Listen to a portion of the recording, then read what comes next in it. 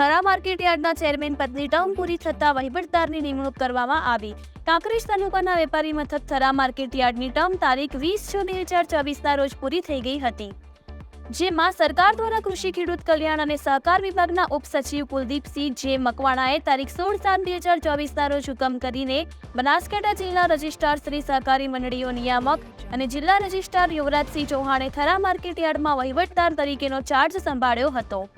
સૌથી અગત્યની બાબત વિશે વાત કરીએ તો કાંકરેજ તાલુકાના વેપારી મથક થરા માર્કેટ યાર્ડમાં વર્ષ 2000થી 2024 સુધી ચેરમેન પદે અણદાભાઈ પટેલ સતત 24 વર્ષ સુધી પ્રયત્નશીલ રહીને સેવા આપી હતી અને તેઓ બિનહરીફ રહ્યા હતા. ત્યારે હવે લોકસભાની ચૂંટણીના કારણે થરા માર્કેટ યાર્ડની ચૂંટણી ન થતાં હવે જિલ્લા રજિસ્ટ્રારની નિમણૂક કરવામાં આવી છે.